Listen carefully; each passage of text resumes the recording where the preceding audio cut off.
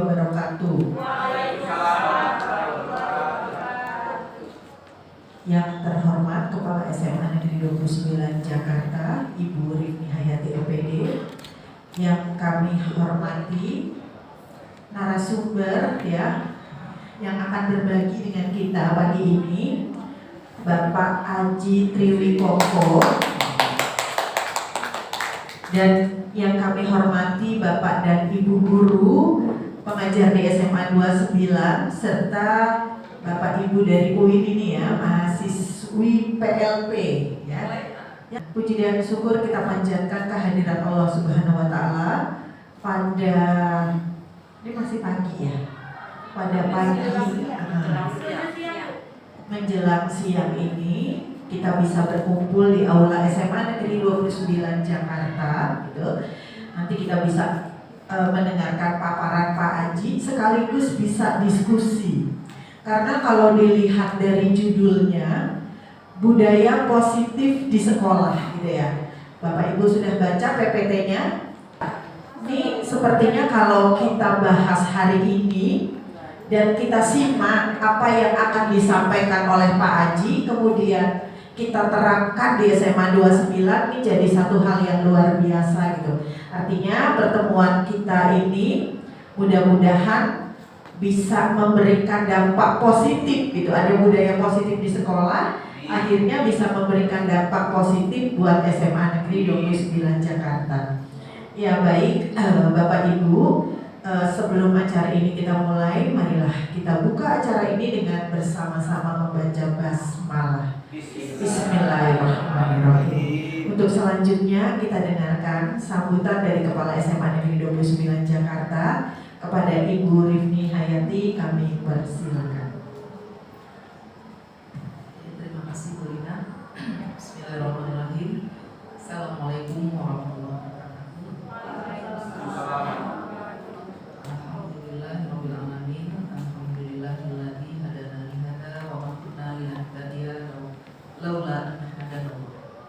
Asyhadu an la ilaha illallah wa asyhadu anna Muhammadar Rasulullah la nabiyya ba'da. Ibu Lina Dinawati selaku wakil bidang kurikulum ada Pak Aji Triwikoko selaku yang akan sharing bersama untuk kita semua pada kesempatan ini sebagai CGP angkatan 7 Provinsi DKI. Bapak Ibu guru yang hadir serta mahasiswa PLP. Saya mau nyebut PPL tadi, tapi ternyata udah ganti istilah PLP dari UIN Jakarta ya. Alhamdulillah bisa belajar bersama-sama di sini ya. Saya mengucapkan terima kasih atas kehadiran Bapak Ibu yang berkesempatan mendengarkan sharing dari Pak Aji nanti tentang budaya positif di sekolah. Oh iya, sebelumnya saya mengucapkan selamat kepada Bu Rizka ya. Alhamdulillah sudah lulus lulus sebagai guru penggerak angkatan 5 ya. Jadi C-nya udah hilang, GP sekarang ya. Dan kita berharap dengan kehadiran guru penggerak di SMA Negeri 29 Jakarta, semoga program sekolah penggerak kita makin bisa dipercepat ya pelaksanaannya dan makin membawa kontribusi yang sangat berpengaruh untuk tercapaian program-program sekolah penggerak kita. Dan nanti menyusul Pak Aji ya, sekarang Pak Aji kan angkatan 7, mudah-mudahan ada angkatan 8 dan 9 ya, menyusul yang lainnya, teman-teman yang PP juga ya. Bu Ferry lagi ngajar ya? Jadwal pendampingan PP ya. Bapak Ibu serta teman-teman semua, ini topik yang diangkat Pak Aji ini sangat bersesuaian sekali dengan kondisi SMA Negeri 29 Jakarta ya, budaya positif di lingkungan sekolah. Nanti kita dengarkan sama-sama mengenai disiplin positif, nilai-nilai kebajikan, keyakinan ya, kemudian posisi kontrol dan restitusi. Saya sempat dijelasin Pak Haji secara global gitu, tapi saya merasa wah ini memang harus kita buka satu persatu gitu agar kita paham gitu ya. Dan kita meyakini bahwa budaya positif yang dibangun di sekolah itu pasti akan berkontribusi positif juga ya untuk proses pendidikan ya, berjalannya program-program sekolah gitu. Ini tentu saja ini sangat kita butuhkan budaya positif ini. Dan itu budaya, namanya saja budaya ya, harus kita ciptakan ya. Jadi harus bersama-sama, ada niat, ada kemauan, ada usaha menciptakan budaya positif di sekolah. Nah, tentu nanti setiap sekolah pasti akan berbeda ya Pak Haji ya, budaya apa yang dikembangkan di sini gitu. Saya saja yang pegang 2 sekolah terasa banget ya, budaya dan iklim sekolah di SMA Negeri 29 yang ada di Kecamatan Kebayoran Lama dengan budaya dan iklim sekolah yang ada di SMA. Tadinya saya pikir sama-sama JS1, sama-sama negeri gitu. Ternyata sangat disampaikan nanti ini bermanfaat terutama dalam menghadapi masa-masa pada peserta didik kita ya Bapak Ibu ya. Terutama nanti pasti kita akan menemukan misalnya nih wali kelas ya, bidang kesiswaan, anak-anak yang melanggar tata tertibnya itu lagi gitu ya, 4L, lu lagi gitu ya. Jadi sampai bosan tuh. Terus nanti ada Bu Yuni misalnya kan ketemu, aduh ini lagi.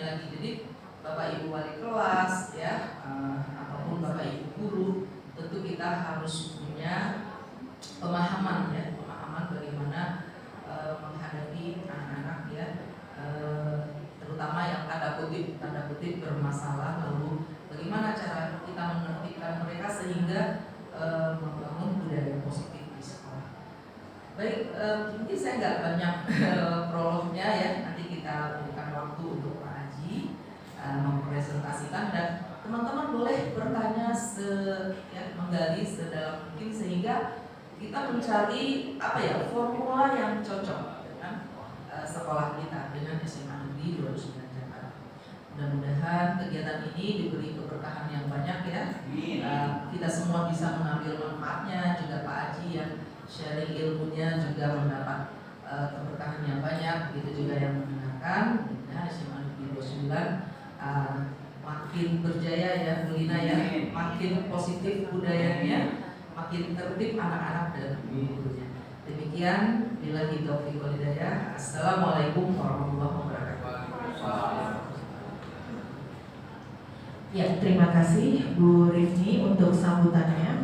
Bapak dan Ibu, memang kalau kita lihat ya, Bapak dan Ibu guru yang guru penggerak ini emang luar biasa semua ya. Kalau saya lihat mungkin baterainya tuh alkalin ya. Nah, itu idenya banyak gitu ya, waktunya tersita banyak gitu. Saya kemarin lihat waktu panennya Bu Rizka itu banyak yang presentasi, lihat karya-karyanya di masing-masing booth gitu, bagus-bagus banget gitu. Dan semuanya masih muda. Jadi Bapak Ibu guru muda ini saya yakinlah, percaya banget saya di masa yang selanjutnya ya, di masa berapa tahun ke depan ini pasti sekolah akan jauh lebih baik dan lebih maju gitu. Karena memang betul-betul orang pilihan ini gitu ya. Dan untuk kesempatan ini kita dengarkan ya paparan dari Pak Haji mengenai budaya disiplin ya di sekolah. Nanti Bapak Ibu juga selain menyimak bisa memberikan pertanyaan, juga memberikan masukan, dan kita bisa berdiskusi karena ujung-ujungnya nanti ya untuk kebaikan SMA Negeri 29 Jakarta. Ya baik Pak Haji, kami persilahkan untuk memaparkan. Baik, terima kasih. Assalamualaikum warahmatullahi wabarakatuh. Yang saya hormati Ibu Rifni Hayati selaku Kepala SMA Negeri 29 Jakarta, Ibu Lina selaku moderator, Wakil Kepala Sekolah Bidang Kurikulum, dan Ibu Bapak Guru, juga rekan-rekan dari mahasiswa UIN. Izinkan saya dalam kesempatan kali ini untuk membagikan apa yang saya pelajari melalui diklat guru penggerak, karena sebelum kita melakukan nanti aksi nyata untuk merubah paling tidak nanti memberikan masukan-masukan terhadap program-program sekolah, informasi-informasi ini kan harus menjadi pemahaman bersama terlebih dahulu. Dan nanti juga ada Bu Rizka, selamat Bu Rizka yang sudah terlebih dahulu lulus dari program guru penggerak. Nanti ke depan insya Allah peran dari Bu Rizka juga akan menjadi lebih besar ya untuk SMA 29 Jakarta. Kali ini tema yang saya angkat untuk kita diskusikan bersama adalah budaya positif di sekolah. Ini saya membuat narasi ketika membuat undangan, tapi saya baru kirim di grup fase saya baru ingat itu. Saya bikin narasi begini, Ki Hajar Dewantara itu bilang katanya sekolah itu adalah persemaian benih kebudayaan, katanya. Kenapa? Karena murid itu diibaratkan sebagai benih. Murid itu diibaratkan sebagai benih. Dia akan tumbuh di dalam sebuah lingkungan. Nah, kemudian ada pandangan lama tentang murid. Katanya murid itu seperti seorang anak, ya. Pada umumnya seorang anak, katanya anak itu lahir seperti kertas putih. Benar ya? Teorinya tabula rasa itu John Locke yang bilang. Tapi kemudian ada beberapa teori yang muncul, dan kalau menurut Ki Hajar, dia lebih setuju dengan teori konvergensi. Dia bilang setiap anak itu sudah punya goresan loh. Saya, Bu Yuni, Bu Nela itu sudah punya kebaikan dan apa yang tidak baik dalam diri saya. Ketika saya di sini tidak melakukan tindakan buruk, bukan berarti saya nggak punya potensi untuk melakukan tindakan buruk. Kalau peserta didik dia nakal, karena goresan nakalnya itu yang lebih tebal daripada kebaikannya. Maka dari itu kita sebagai seorang guru itu diminta untuk menebarkan apa yang baiknya, supaya yang tidak baiknya itu tertutup oleh kebaikannya. Itu sifat yang sudah terbawa dari lahir, dan itu diberikan oleh Allah kepada kita. Jadi setiap orang itu punya sisi baik dan buruk. Bu Lina ini sering dengerin lagu, ya. Tapi di depan umum ini nggak mungkin dia setel lagu. Tapi ada nggak di dalam kelas misalnya murid tiba-tiba dia selesai mengerjakan tugas, tiba-tiba ada bunyi lagu, setel lagu, karena dia tidak menahan dirinya, gitu ya. Jadi budaya disiplin, kata Ki Hajar dan beberapa tokoh seperti Gosens bilang, disiplin itu sebenarnya kontrol diri, soal kita mengeluarkan yang baiknya, dan supaya tidak melakukan tindakan yang tidak baik di depan orang lain, kira-kira gitu.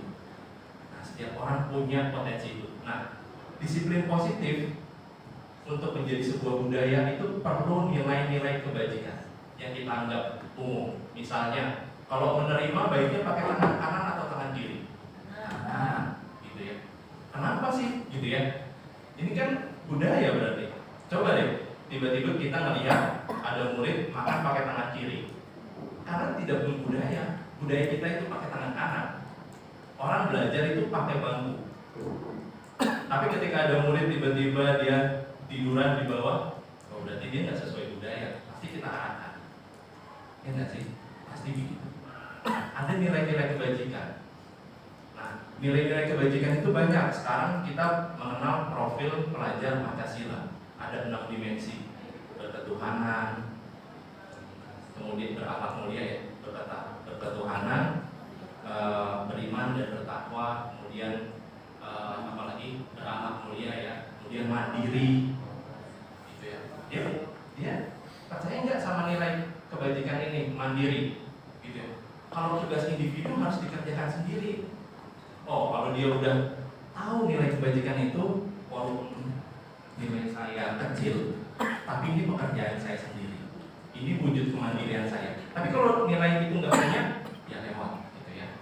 Nah, nilai-nilai kebajikan ini untuk lingkungan seperti kita orang banyak, nilai kebajikan kolektif ya, itu disusun melalui aturan tata tertib. Nah, ada nggak anak-anak yang melanggar tata tertib? Ada. Karena dia nggak percaya sama nilai itu. Misalnya rambut gondrong. Ini sekarang lagi mulai diperdebatkan. Bahkan ada beberapa perhimpunan guru itu setuju kalau rambut gondrong dibebasin aja, seperti di SMA Pamudi Luhur. Iya, semakin panjang katanya semakin pintar. Iya juga. Kalau anak-anak pasti bilang gini, apa hubungannya kemampuan akademik kita dengan rambut kita yang gondrong? Karena dia nggak yakin, maka dia lewati. Apa hubungannya sepatu saya warna putih dengan saya udah tertib kok, yang lainnya saya tertib, tapi saya suka sepatu putih. Karena dia nggak yakin sepatu hitam. Kan kita harus kembalikan. Kenapa sih kita harus pakai seragam supaya semua sama di mata guru? Coba kita bayangin kita nggak pakai seragam sekolah, baju OSIS, celana abu-abu. Nanti ada suatu kondisi kalau kita nggak seragamin, ada murid yang setiap hari ganti pakaian. Tapi ada yang setiap hari sampai kita hafal ini. Itu aja. Itu kan harus kita tekankan ini untuk kebersamaan. Ini Mas silakan masuk. Ini tadi ditanyain Pak Yayan. Akomodasi. Jadi saya mau keluar lagi antara Mungkin langsung. Iya. Jadi dia yakin dulu. Jadi di saat sosialisasi, bahkan bukan hanya di saat sosialisasi, tapi pada saat perumusan kembali tata tertib, termasuk visi misi, peserta didik dilibatkan. Ya kalau misalnya itu pasti nanti ada argumentasi. Ya, memang ada pandangan lama katanya ini warisan Orde Baru, katanya kalau rambut gondrong itu premanisme. Waktu itu kan zaman Orde Baru banyak tuh, nggak boleh rambut gondrong. Kalau rambut gondrong berarti dia orangnya berani, gitu ya. Makanya kemudian ditertibkan. Ini kalau kajian sejarah, orang-orang sejarah pasti kaitannya sama itu. Jadi pada setuju kalau teman-teman saya ini yang muda-muda itu setuju rambut gondrong. Kalau saya enggak, tetap rambut rapi. Ya, karena saya di sini di sebelah ibu kepala sekolah. Saya setuju. Ya, tapi setuju saya rambut rapi itu wajib, ketertiban. Ya, terus kalau anak-anak, jadi kita bisa mengembalikan. Kenapa sih kamu bajunya dimodifikasi? Ada yang ngatung sampai sini. Ada yang ketat. Nah, kita kan untuk sama-sama kita udah buat seragam, tapi seragam itu dimodifikasi. Kita tunjukkan apa tujuannya. Ya. Jadi bagi dia yang penting sudah putih abu-abu, keyakinannya itu sudah baik. Nah, berarti ada nilai kebajikan lagi atau keyakinan yang harus kita tanamkan. Oh, ternyata bukan sebatas putih abu-abu. Sama kayak misalnya orang sholat Jumat. Pak Sofyan, kalau misalnya orang menutup aurat dari pusar sampai bawah lutut ya Pak ya. Tapi kan nggak mungkin orang sholat Jumat pakai kaos kutang. Sudah sah belum Pak? Pakai sarung, pakai kaos kutang. Sah ya Pak? Tapi etis nggak? Gitu. Iya, jadi memang harus ada penambahan itu. Memang harus banyak diskusi. Gitu. Nah, kemudian setelah keyakinan ada masalah lain, yaitu kebutuhan dasar. Kenapa sih seseorang melanggar? Pertama, kebutuhan dasar. Nanti kita bahas lebih lanjut ya, lebih dalam. Kebutuhan dasarnya misalnya dia untuk pemenuhan hidup, ini soal uang, ada soal penguasaan, ada butuh perhatian, gitu ya, banyak sekali. Nanti kita lihat dan posisi kontrol. Ada guru yang tipenya memberikan hukuman. Ya, saya datang melihat anak murid terlambat. Saya nggak suka. Pokoknya besok nggak boleh terlambat. Kita tahu nggak masalahnya?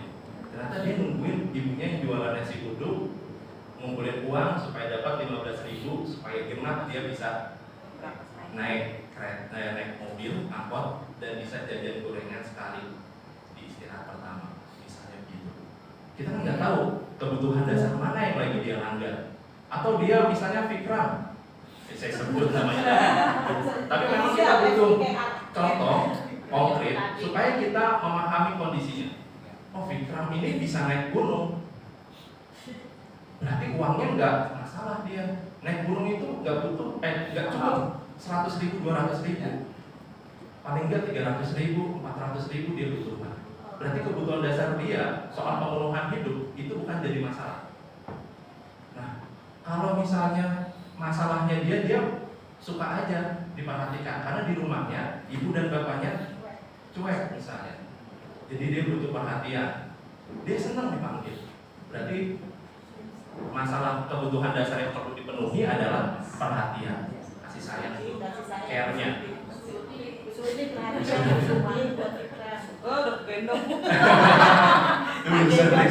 Sudah sampai digendong malah. Mungkin ada lagi, dia pengen nunjukin kepada teman-temannya bahwa saya sudah tercatat dalam beberapa peristiwa. Dalam kasus di Maba dia ada, cuma nggak ketangkap di polisi, nggak ketangkap di polsek Kebonjeruk waktu itu. Ya, di beberapa kasus lainnya juga ada. Jadi kita lihat lagi nanti. Oke, kita lanjut. Nah, ya, di tahap selanjutnya adalah ini posisi kontrol kita sebagai penghukum yang nggak mau tahu. Ada juga yang terlalu permisif, ini terlalu baik, terlalu friendly sebagai teman. Ada sebelumnya itu memberi rasa bersalah. Kamu nggak kasihan sama Bu Surti? Pokoknya kamu yang penting ingat Bu Surti deh, gitu ya. Kamu kasihan nih, nanti Bu Surti ditegur sama kepala sekolah. Besok-besok Vikram jadi masuknya tepat waktu terus Bu Surti. Tapi motivasi dia untuk tepat waktu adalah rasa bersalah dia terhadap Bu Surti. Jadi bukan keyakinan yang muncul dari dalam dirinya. Nah, kita gimana ya caranya supaya muncul itu keyakinan dari dalam dirinya. Jadi walaupun nggak dimarahin Pak Yayan, nggak dihukum, dia tetap hadir tepat waktu. Walaupun nggak merasa bersalah sama Bu Surti, tapi dia yakin bahwa masuk tepat waktu adalah sebuah keyakinan atau sebagai teman, gitu ya. Oke, kita lanjut. Budaya positif adalah kondisi yang mendukung jalannya proses pendidikan agar setiap peserta didik yang kita anggap sebagai benih tumbuh, berkembang dan maksimal. Coba kalau saya ilustrasikan seperti ini nih, Ibu dan Bapak. Peserta didik itu seperti benih ini. Tapi dalam kelas itu benihnya itu macam-macam. Ada yang dia mungkin cocoknya jadi arsitek, jadi dokter. Ada gayanya itu beda-beda tumbuhnya. Kalau dia menjadi dokter, berarti dia suka pelajaran apa, gitu ya. Makanya di pelajaran sejarah dia kurang antusias mungkin, itu yang nggak maksimal. Setiap anak sudah punya kodratnya masing-masing. Ya. Nah, tanah ini adalah sekolahnya. Ini adalah lingkungan pendidikannya. Tanah itu adalah lingkungan pendidikannya. Kita buat supaya tertib, bikin tata aturan. Yang bikin aturan dan menjaga benih ini setiap hari adalah kita, gurunya. Ini yang punya tanah, yang kasih menanam dia, yang kasih pupuk supaya dia berkembang. Tapi jangan berharap apa yang kita katakan 100% akan diikuti murid, karena murid itu sudah punya kebaikan yang dia miliki. Bu Lina misalnya berharap Vikram masuk setiap hari, itu boleh. Tapi kalau misalnya Vikram nanti harus jadi pemain bola pun nggak bisa, karena sudah ada kodrat dari dalam dirinya dia, gitu ya. Nah, kita bertugas untuk membuat budaya ini. Ya, petani kan melakukan satu kegiatan yang terencana dan membudaya setiap hari, gitu ya. Jadi guru juga seperti itu. Dan perlu kerja kolektif untuk menjaga ini. Ada gangguannya nggak? Ada gangguannya hama. Alumni atas nama Reduskra, titik stiker. Ini bisa menghambat pertumbuhan benih-benih kita. Gitu. Jadi tugas kita ternyata PR-nya banyak, gitu ya. Bukan hanya memperhatikan supaya anak ini tumbuh maksimal, tapi ada gangguan juga terhadap tanah-tanah kita. Gitu. Tapi juga metode kita juga harus disamakan caranya. Oke, ada beberapa konsep. Bentar ya.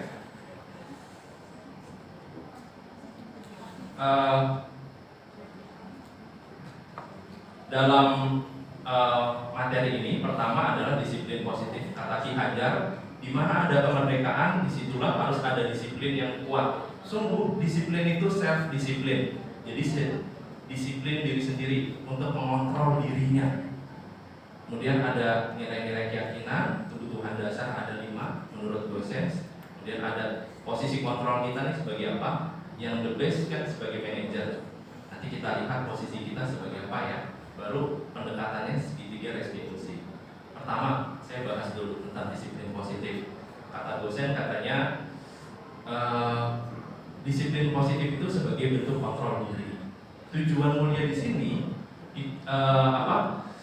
kontrol dirinya ini kan berdasarkan sebuah tujuan mulia yang ingin dicapai. Nah, tujuan mulia ini mengacu pada nilai-nilai atau prinsip-prinsip mulia yang dianut seseorang. Jadi nilai-nilai kan banyak, ada nilai agama. Di agama mengajarkan kita salam sapa, ya, senyum, gitu ya, berbuat baik pada orang banyak. Ya, berarti itu nilai-nilai mulia, gitu ya. Di masyarakat seperti itu juga nggak? Ya, ada nilai-nilai mulia. Gitu. Kemudian William Glasser pada teori kontrol menyatakan bahwa setiap perbuatan pasti punya tujuan. Dan Diane Gosen mengemukakan bahwa dengan mengaitkan nilai kebajikan yang dimiliki seseorang, maka nanti motivasi dari dalamnya yang tumbuh. Bukan rasa bersalahnya, bukan karena takut dihukumnya, tapi karena nilai-nilai kebajikan. Gitu. Jadi kita berharap nanti ke depannya anak-anak itu bisa tertib kembali, disiplin lagi, bukan karena takut sama kita, tapi karena memang tergerak dari dalam hatinya. Ini contoh-contoh nilai kebajikan. Yang paling atas kiri ini profil pelajar Pancasila. Ini ada yang dikeluarkan Indonesian Heritage Foundation. Kemudian ada Virtus Project juga menurunkan nilai-nilai kebajikan. Nah, misalnya gini, kita bikin aturan. Saya tanya pendapatnya Ibu dan Bapak. Pak Sugiarto karena yang sering membuat peraturan. Pak Giatno, ini misalnya peraturan di kelas ya Pak. Jadi di kelas nanti kita bisa bikin peraturan di kelas supaya kelas kita tertib. Tapi peraturan ini dibuat sama-sama supaya muncul dari keyakinannya. Pak Giatno, kira-kira kalau mengembalikan barang ke tempatnya lagi, tujuan kebajikannya apa Pak? Tanggung jawab. Tanggung jawab. Oke. Kalau menurut Bu Yuni, kalau ngembaliin barang ke tempatnya supaya apa? Supaya ada rasa tanggung jawab, karena itu kan bukan miliknya. Oke. Jadi karena bukan miliknya ada rasa tanggung jawab untuk merawat gitu ya. Karena ini milik bersama. Gitu ya, biar gitu. Kata Bu Dina apa?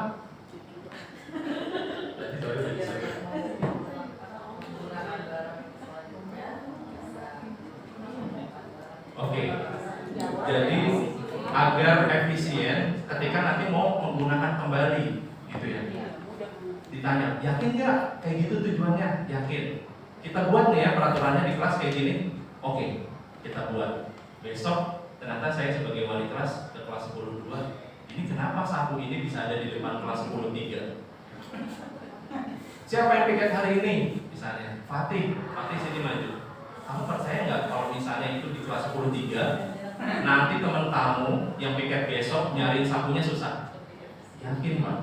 Gitu ya. Kenapa? Gak ditaruh di tempatnya ulang gitu. Jadi kita cuma mengembalikan keyakinan yang sudah dia buat. Jangan kita kasih ayat gitu, tiba-tiba kasih ayat. Wah, sama Pak Sofyan langsung kasih ayat. Kamu tahu nggak?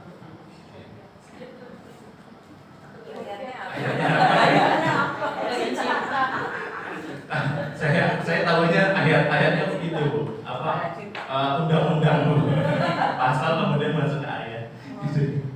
Kemudian hadis ya. Kemudian dilarang mengganggu orang lain. Kamu yakin nggak? Kenapa dilarang mengganggu orang lain itu nggak boleh? Karena kita jadi risih, gitu ya. Karena untuk menjaga ketertiban umum harus saling menjaga diri. Jadi kenapa harus hadir 15 menit sebelum belajar? tergopoh-gopoh. Biar tidak tergopoh-gopoh gitu. Ya. Bu Lina datangnya jam 6 kurang 15 itu curang. Bener Pak Bu Hari, datangnya jam 6 kurang 20, kurang 20. Jadi itu saya waktu itu pernah pas nganterin istri saya tindakan, ketemunya Bu Lina.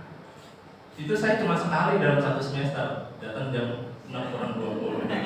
Tapi saya nggak bisa memperlakukan itu kepada murid saya. Kayak anak murid, kamu harus datang 6 kurang 20. Dasar keyakinannya beda.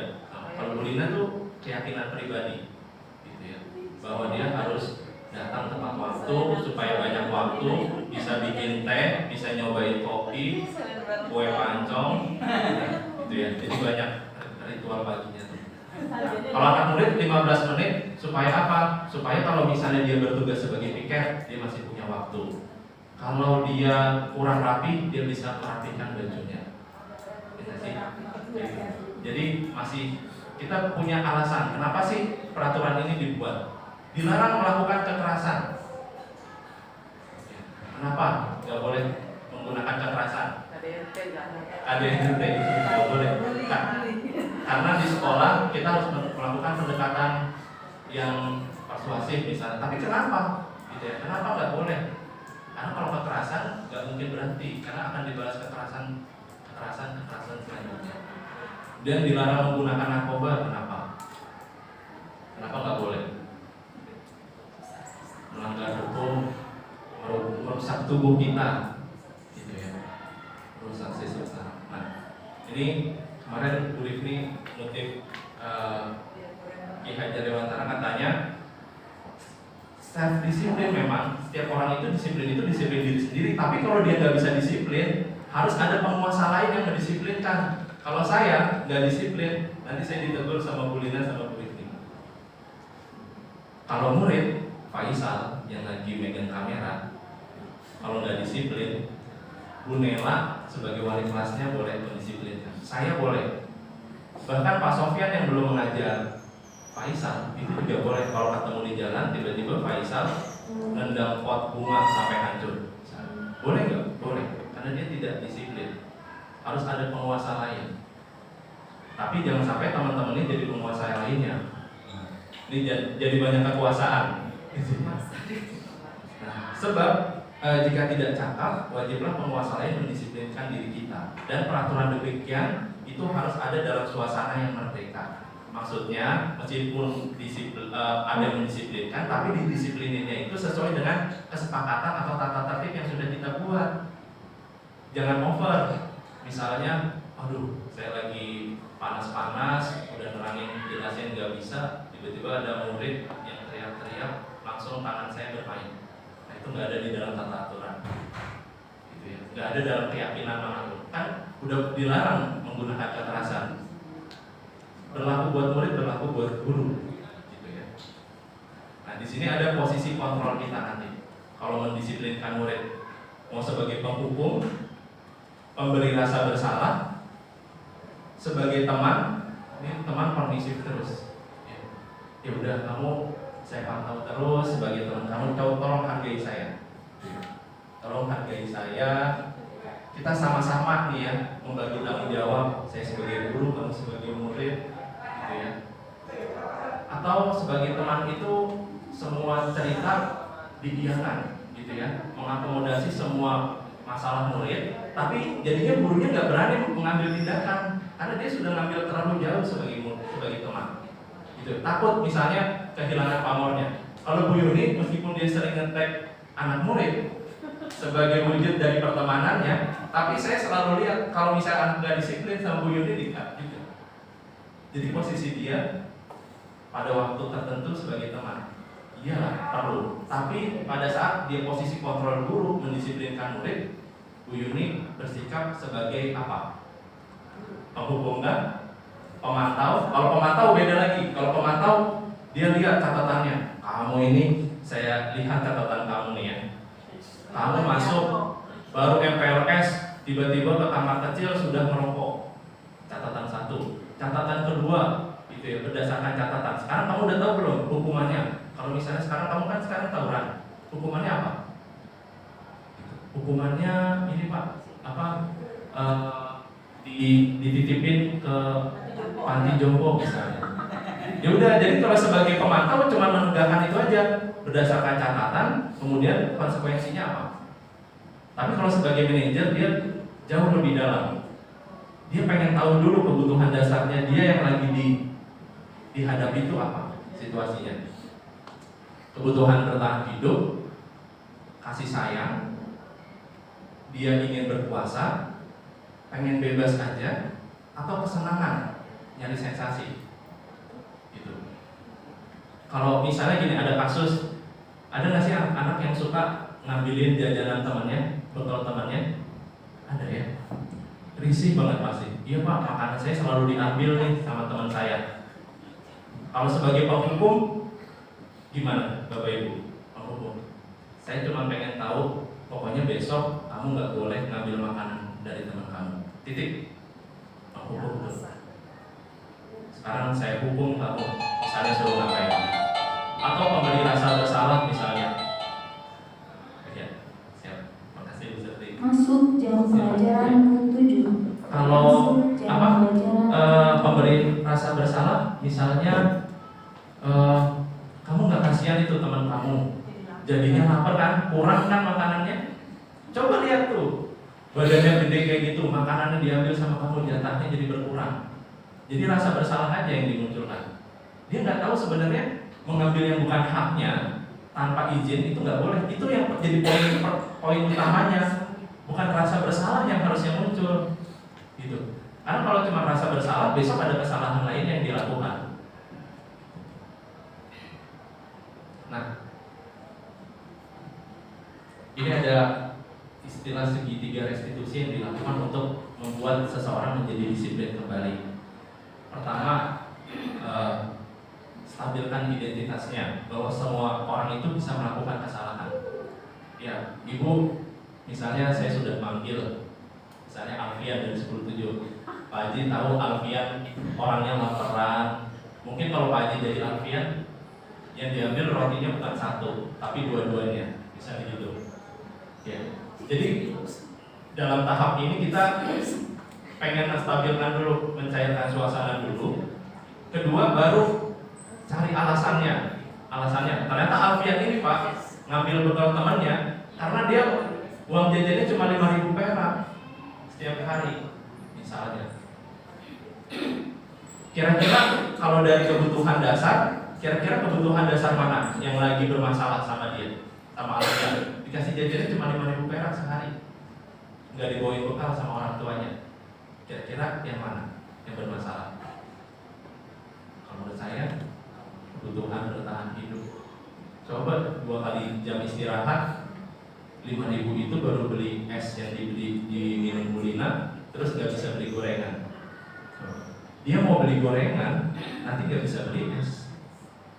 Solusi satu-satunya beli es teh ditambah 1 martabak telur, jadi pas 5.000.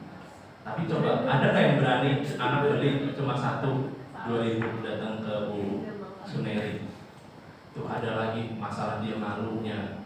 Atau gini, motivasi orang misalnya, kamu nanti kalau naik kelas saya beliin motor ya. Ini ada baru-baru ini peserta didik katanya nggak mau melanjutkan sekolah. Dia ketika divisitasi sama pihak sekolah bilangnya ke ibunya, ibu kan bilang kan kalau saya lanjut sekolah saya mau dibeliin motor. Motivasi belajarnya dia itu bukan untuk meraih pembelajaran, tapi nanti ada motor. Jadi motivasinya itu bergantung pada sesuatu yang bukan timbul dari dalam. Bahkan kalau dibaca lagi modulnya lebih dalam, ada yang menarik nih. Misalnya anak ini ibu-ibu, kalau ini belum menikah ya, ibu dan bapak. Belum ya. Misalnya Bu Risma atau siapapun gitu ya, punya anak, kemudian anaknya berbuat kebaikan, langsung dihadiahin. Setiap membuat kebaikan selalu dihadiahin. Besok-besok kita nggak tahu ternyata motivasi dia itu adalah hadiah kita. Gitu. Katanya hadiah pada saat anak melakukan keberhasilan itu justru adalah sebuah bencana buat si anak itu. Karena nanti kita nggak tahu, tiba-tiba ternyata motivasi dia itu bergantung pada pemberian kita. Gitu. Atau di kelas, anak yang terbaik dikasih coklat, setiap yang terbaik dikasih coklat. Jadi motivasi dia itu selalu itu, flexing ya. Dikasih duit malah. Saya pernah lagi melakukan itu. Ini nilainya paling bagus nanti saya kasih coklat, gitu ya. Ya coki-coki gitu ya. Kelihatannya boleh nggak sih? Kelihatannya sederhana ya boleh, tapi ternyata takut ini motivasinya itu karena pemberian hadiah, gitu. Bukan karena dia punya tanggung jawab untuk maksimal mendapatkan ilmu yang dia butuhkan. Lanjut. Sedikit lagi. Nah, ini ada contoh kasus, kita coba simak ya. Pada hari Selasa, tepatnya setelah cuti bersama kemarin, tanggal berapa itu ya? Tanggal 24 ya, 23 liburnya, Selasanya tanggal 24. Angka terlambatan peserta didik SMA 29 sangat tinggi. Tidak tanggung-tanggung, jumlahnya sekitar 30 peserta didik. Tapi tercatat ada yang terlambat lebih dari 3 kali, sebanyak 5 orang, 5 peserta didik. Setelah dilihat catatan dan laporan dari wali kelas, 5 peserta didik tersebut seringkali tidak fokus dan tidak bersemangat saat belajar. Terdapat pula laporan bahwa di antaranya jadi koordinator olekan Jumat. Dari laporan teman sekelasnya, mereka juga sering meminta makanan milik temannya, 5 orang ini. Jadi catatannya banyak. Bagaimana langkah yang mesti kita ambil dalam menerapkan disiplin positif terhadap 5 peserta didik tersebut? Saya kasih simulasi, saya coba buat simulasi nama-namanya ini. Inisial ini Mas ya. Siapa? Itu anak namanya itu. Misalnya, Wah, sudah. Sini. Repot. kalau Januari kira-kira Bu Puji, masalah kebutuhan dasarnya apa yang dia mungkin sulit? Masalah itu, Pak. Secara ekonomi Iya, ya. ekonomi. Secara ekonomi, Iya. Pak Jenny langsung tahu. Iya. Kita langsung memahami bahwa Januari itu, mohon maaf, ibu dan bapak kandungnya itu berpisah, Betul, Pak. dan dia disiapin kontrakan sendiri, jadi Iya. hidup sendiri. Iya. Coba, dia harus sekolah, tapi dia harus hidup sendiri. Setelah pulang sekolah dia parkir. Setelah pulang sekolah dia parkir. Parkir. Jadi masalah utamanya itu kebutuhan dasar, memenuhi kebutuhan hidupnya. Iya. Kalau di Kak Julianto, rumahnya dekat, rumahnya Pandan. Dia tinggal sama pamannya. Ibunya tinggal di Bogor, ikut kerja dengan orang lain. Sangat dimungkinkan dia kurang perhatian. Iya, kurang perhatian, Pak. Ya, Makanya kurang sering. perhatian. Kalau datang ngomongnya kayak orang berantem, Nggak jelas, Pak. Nggak jelas, ya. nggak nyambung. Kalau Iya. bajunya selalu dibuka, Iya. sikap kita, perlakuan kita pasti beda treatmentnya. Kalau Pak Bukhari wali kelas, pasti Pak Bukhari, kamu butuh berapa? Berapa, Nak? Kamu nggak punya Ya, karena treatmentnya beda. Kalau kita nasihatin Januari pokoknya Pak Haji nggak mau tahu. Besok kamu harus masuk tepat waktu. Tapi masalahnya dia nggak punya ongkos buat sekolah.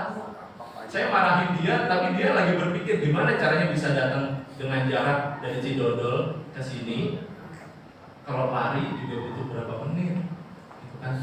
Belum sarapan. Ya. Kalau Arif Bijaksono dipenuhi, orang tuanya perhatian, oke. Kebutuhannya dicukupi, cuma dia nggak mau makan nasi. Ini anak dari lahir nggak pernah. Kok tahu? Nah, yang kunci keduanya itu dia, kita harus kenal murid-murid kita. Farhan Ahmad Hairi, ini anak nggak kesurupan loh. Anak berada kan ya. Jadi kebutuhan dasarnya. Jadi kalau misalnya dia beralasan saya belum dikasih sarapan, berarti ini masalahnya bukan masalah itu. Kalau tiba-tiba yang terlambat datangnya Ariel gimana? Ya udah, makin dekat dengan kiamat. Tadi datang terlambat kok kamu terlambat sih. Tapi, nah, Soalnya, Ariel nggak pernah punya catatan terlambat karena dia selalu sholat subuh di masjid. Itu yang membantu dia selama baik di dunia mungkin nanti insya Allah yang akan menuju. Nah, Arif Bijaksana ternyata dia dikuasain sama teman-temannya. Nih, ini ada Barkah juga. Barkah dicukupi juga kebutuhannya. Tapi dia juga bisa jadi di antara nama-nama ini ingin menunjukkan kalau dia itu ya nggak apa-apa. Kalau ditegur-tegur sama guru juga cuma sebatas itu. Jadi dia pengen menunjukkan penguasaannya dia. Nah berarti treatment kita gimana caranya kekuasaan itu kita ambil. Gitu ya. Nah kalau yang kelas 10, nah, Bapak Yaya tahu semua nih. Rehan Anggoron kayak saya. Edra, Zidan ini ada 10 satu yang tinggi. Zidane. Ya Zidane ya. Oh, kalau yang Bu Merita Zildan. Pak Haji. Oh iya Kalau Rehat Purba yang katanya janji mau kasih sarung tinju kan? Beda itu namanya Tagor. Udah keluar. Ya, jadi kalau yang masalah kebutuhan dasar memenuhi hidup memang harus divisitasi dulu. Saya ke rumahnya Tagor, rumahnya itu di Bintaro Permai. Ini rumahnya itu 2 kali luas ruangan ini, besar. Yang kedua Bu Jia, itunya di rumahnya rumah Pondok Indah dekat rumah Ahmad Dhani. Jadi kebutuhan dasar bukan menjadi masalah utama, soal perhatian dia. Soal perhatian. Nah, anak-anak ini anak-anak baik semua loh. Baik semua. Jadi kita harus telusuri. Iya, semua anak baik semua. Nah, berarti modal awal kita selain tahu-tahu teori-teori, tapi juga mengenal anak-anak kita.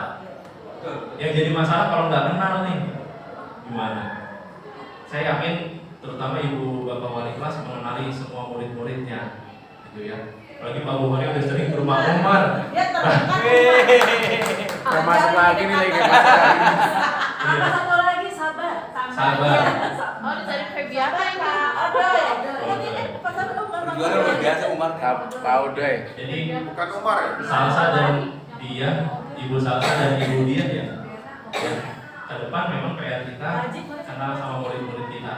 Walaupun nanti PLP-nya 1,5 bulan, saya yakin waktu yang cukup untuk kenal semua murid kita. Insya Allah cukup banget untuk mengenal murid kita. Cuman masalahnya kalau sekarang murid perempuan pakai jilbab dan pakai masker, itu butuh waktu yang agak lama. Tapi kita akan mengenal kok murid-murid kita. Nah, setelah saya dapat informasi ini, banyak sekali yang cukup berubah dari pemikiran saya bahwa disiplinin anak itu perlu motivasi intrinsik, bukan instruksi. Ini selama ini saya ngasih instruksi, pokoknya saya ngelihat besok ada perubahan, saya udah senang. Padahal perubahan itu karena takut sama saya. Di depan saya doang jadinya tertibnya. Nah, berarti kan itu karena rasa hukuman, bukan motivasi dari dalam. Kedua, di sini perlu upaya terstruktur, bukan sekedar instruksi atau stimulus respon. Kasih masukan, kemudian ada respon. Ini teorinya berarti kalau teori pembelajaran disebutnya teori behavioristik, ya, yang mengandalkan stimulus respon. Kalau kurikulum Merdeka sekarang mengedepankan teori konstruktivisme. Oke. Jauh lebih dari itu, sebagai guru kita wajib menuntun peserta didik untuk memperkuat keyakinan. Setiap murid sudah punya keyakinan. Jadi pada saat penanganan yang kita tanya itu, menurut kamu ini benar nggak? Yang benar versi kamu itu seperti apa? Itu yang kita kejar dan kita kuatkan. Itu yang dimaksud diajar, mempertebal apa yang sudah baiknya itu. Nah, sering pengalaman saya dalam menerapkan budaya positif, ya saya budayanya itu masih variatif. Dan budaya positif ini kan berarti kan perlu diskusi yang panjang. Jadi kadang-kadang saya masih memberi penghukuman. Contoh, situasi yang nggak bisa saya itu tawar-menawar lagi. Misalnya ada anak mencontek di aula, saya ngawas sama Bu Lina. ada yang buka WA, saya langsung ke atas, saya langsung berhentiin ujiannya. Itu sebenarnya saya memberikan hukuman. Tapi masa saya diskusi dulu, kamu kenapa memberikan hukuman? Ya bisa. Jadi ada situasi memang yang kita memberikan hukuman dulu, tapi setelahnya diberikan tindak lanjut supaya dia kembali kepada keyakinannya. Kamu yakin gak sih kalau kamu dapat nilai 90 kamu puas? Ini kan bukan jawaban kamu. Ini kan bukan mencerminkan diri kamu. Kamu bahagia gitu. Ya, memang harus sudah diakhiri gitu ya. Jadi restitusinya itu dilakukan belakangan ya. Jadi memang butuh waktu yang cukup untuk mendisiplinkan murid-murid kita, butuh proses. Pak Yayan juga pasti kan marah, tapi setelah marah pasti dipanggil sama Pak Yayan. Saya punya tujuan sebenarnya gitu ya. Coba deh, menurut kamu kenapa sih tadi kamu colek-colek dulu sampai saya marah? Menurut kamu kenapa saya marah bisa? Kamu yakin gak sih kalau tadi saya terpimpin itu untuk kebaikan? Tanya Pak, gitu ya Pak. Mungkin itu yang bisa saya sampaikan. Mungkin kita bisa berdiskusi karena ini masalahnya masalah yang ada di depan kita semuanya. Terima kasih. Saya kembalikan kepada Bu Lina. Kita beri tepuk tangan yang meriah Bapak Ibu. Ya, untuk selanjutnya ada pertanyaan atau ada masukan atau ada Bapak Ibu yang ingin berdiskusi lebih dalam ya, tentang hal-hal yang tadi disampaikan oleh Pak Haji. Silahkan Bapak Ibu, saya buka untuk 3 pertanyaan. Ya, pertanyaan pertama untuk wali kelasnya Umar. Abu Hari. Ya, yang lain mungkin nanti bisa. Wali kelas Ya. masalah. Terima kasih. Assalamualaikum warahmatullahi wabarakatuh. Waalaikumsalam warahmatullahi Ini berkaitan dengan tema yang sangat bagus ya, bagaimana menumbuhkan budaya positif. Saya mungkin bukan bertanya tapi curhat juga bukan, tapi apa ya? Saya melakukan sharing gitu. Saya melakukan sesuatu, tapi kalau menurut saya itu juga merupakan bagian dari yang budaya positif. Saya terutama yang kelas 11 ngajar untuk yang semester ini, saya sebelum waktu ngajar bikin kontrak terlebih dahulu Pak.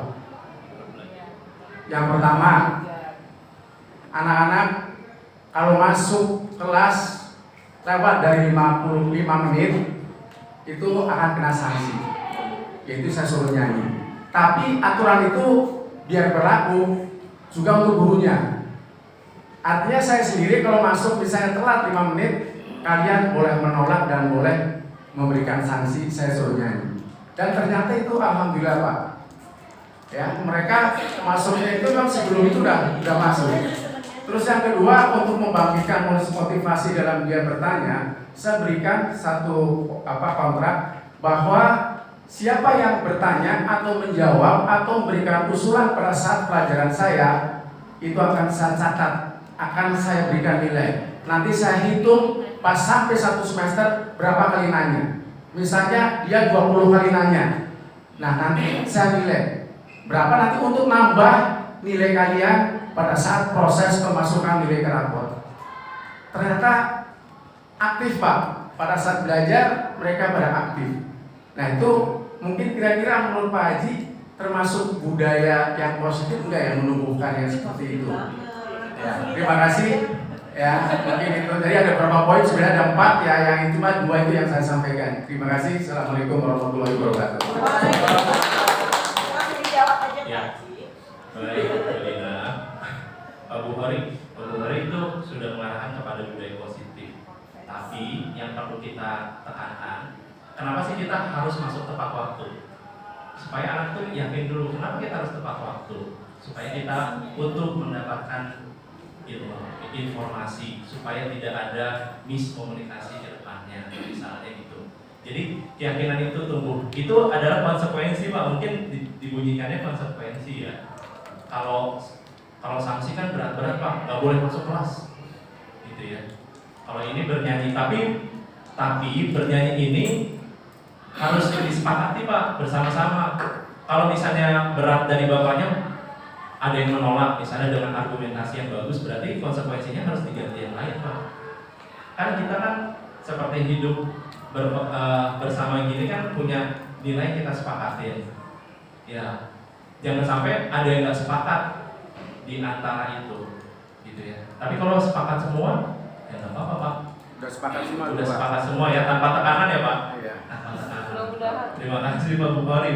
Keren banget. Terus yang kedua Bu Lina, masalah mendapatkan nilai. Ini kan larinya ke akademis, tapi katanya banyak orang yang yakin bahwa kita itu ikut andil dalam proses pembelajaran itu salah satunya adalah pertanyaan kan. Gitu. Bahkan kalau kita mau membuat penelitian kan mulainya dari pertanyaan. Semua. Iya nggak sih? Dari pertanyaan. Jadi memang budaya untuk memunculkan pertanyaan dan dinilai secara kuantitatif untuk masuk nilai itu bagi saya bagus. Dan saya juga selalu nandain murid-murid saya yang bertanya, gitu ya, selalu yang bertanya. Itu salah satu penilaian kita. Penilaian proses, formatif, gitu. Bisa Pak, sangat baik, dan itu membuat anak-anak jadi semangat. Terima kasih Pak Bukhari. Ya, terima kasih Pak Bukhari. Jadi intinya kalau kita memberikan suatu konsekuensi, esensinya dulu ya. Apa nih kira-kira itu tadi berdasarkan konvensi ya, kesepakatan. Bapak Ibu ada yang lain lagi mungkin? Oh, biasa ini kan ditunggu guru. Iya ya. Jadi STM-nya 12. Saya bisa kasih waktu berapa jam? Saya banyak literasi jadi 1 jam lah. Oke, assalamualaikum warahmatullahi wabarakatuh. Kalau ini saya serius. Pak ini kan di sini kita banyak permasalahan karena kita tahu bahwa kita berbagai macam latar belakang sosial ekonomi, karakteristik tadi yang kebutuhan dasar. Ada beberapa kasus gua. Yang pertama aku waktu berantem si Majin tuh, yang di seorang cepat-cepat. Majin sama Rifandi. Majin banget. Saya udah ada sedang juga tanpa kerasa. Kamu orang begitu asas bersalahnya. Maka sakit-sakit. Di bawah cepet-cepet itu buka surat perang. Mau dibunuhin dan hal kamu yang harus tahu bahwa setakut-takutnya orang ketika diinjak-injak dari presiden itu pertama terus jadi yang kedua adalah kemarin saya selama saya 4 tahun di SMA 29 nangis 2 kali karena saya belum tahu ini pertama si Indah itu saya selama di swasta peranan sosial ekonomi mah hanya hampir semua menengah ke atas. Ketika mau mengajar, saya pernah mengatakan, nah, kamu liburan kemana? Aku Australia, Kanada, Amerika, dan lain-lain. Saya terbawa itu atmosfer itu ke 29. Ketika tanya, nah, kamu liburan kemana? Ternyata saya sampai nangis. Si Dinda Kawe yang sekarang di UIN, dia menjawab, ya, saya Pak, kemana Pak? Saya dari pagi sampai malam, ketika libur, saya bantu menyelesaikan dalam tahu. Ketika terakhir ada kejadian waktu kemarin sama Bu Surti ada presentasi kan proyek semua dari 5-6 kelompok yang udah baik itu satu. Nah saya bertanya nih apakah saya keras apa berbudaya positif berbudaya baik atau tidak. Kronologis kejadian ini Pak apa ini 1, 2, 3, 4, 5 kelompok bagus dan saya menekan kepada nah ketika kalau presentasi jangan main HP jangan main baik pakai tulisan, mencontek. Karena kamu budaya literasinya kamu nggak bisa. Kalau kamu memaksakan diri ngebawa handphone sama kertas, kamu memaksakan diri untuk positif, untuk belajar literasi. Mau tidak mau kamu harus literasi. Karena setiap anak kamu harus presentasi. Apa yang terjadi Pak? Jadi kalau bahasa saya ya maaf ya, jelek dari saya. Baca handphone, bawa kertas kecil-kecil. Yang saya lakukan untuk minat saya sebagai guru mungkin patrolling manajer saya bilang ketawa semua kenapa saya bilang kenapa kamu presentasi aja kurang bagus semua ketawa mentertawakan yang di sana yang kelompok saya bilang saya langsung iya ini harus memberi pemahaman secara moral saya bilang kamu lihat siapa ketuanya Novita kalian lihat bukan Novita saya salah makanya nanti saya butuh koreksi dari Pak Haji kalau saya salah kan saya rubah metode ini lihat Bu Surti di belakang Pak, Haji saya di depan. Lihat, mukanya Novita sebagai ketua. Dia mereka teman-temannya boleh nggak menertawakan. Lihat, Bapak tahu dia beban, Bapak tahu apa yang asal isi hati dia, dan Bapak tahu apa yang dia rasakan. Langsung dia Novita, saya ingin Novita, kamu keluar ke gunung semua teman-teman kamu keluar. Akhirnya saya bayar sampai saya kerja sendiri. Saya harus dibantu. Kenapa kamu mau ngomong busuk? Saya takut saya dibeli sama teman-teman. Yang kedua, saya nggak mempunyai ibu yang baik. Akhirnya lihat. Akhirnya singkat cerita banyak. Kamu yang berlima punya komitmen nanti ketika proyek harus kerja sama tim yang baik, saling bekerja dan harus minta maaf. Akhirnya cowoknya minta maaf dan ceweknya berubah dan nangis. Sekarang saya mau merubah kelompok ini. Tetap kamu harus ada perubahan, membangun tim yang baik. Mudah-mudahan saya akhir semua. Mudah-mudahan dengan kejadian ini kita mendapat pelajaran yang baik bahwa tim itu bagus dan kamu harus empati sama teman-teman yang antusias menunjukkan soal bahwa ada sakit hatian yang mendalam dalam teman-teman kamu. Artinya berpelukan nangis. Nah, tanya saya metode saya itu apakah kita termasuk yang tadi ya jadi wanita mempertebal kebaikan dari tabulasi itu biar tabulasi di hidung-hidungan ya jadi wanita itu jadi saya sama orang tua itu. Kok nggak ada tangan? Iya. Terima kasih Pak. Pertanyaannya panjang. Tapi saya mengamati. Jadi gini, untuk yang kelompok ya, Pak Yayan itu selalu punya niat yang baik kan. Saya kemarin manggil peserta didik saya bareng Bu Puji. Anak murid saya ini dia itu paling beban untuk kerja kelompok. Padahal filosofinya apa untuk kerja kelompok? Mengurangi beban kan? Ya. Coba tugas prototipe fisika dikerjakan secara individu. Saya nggak minta fisika, makanya saya masuk sejarah. Ini guru fisika ya? Bu Sasa, guru matematika.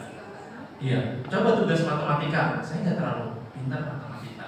Tapi dengan tugas berkelompok kan ada pembagian peran dan ada pembagian tugas. Jadi yang dikembalikan itu Pak, kenapa sih kita harus berkelompok?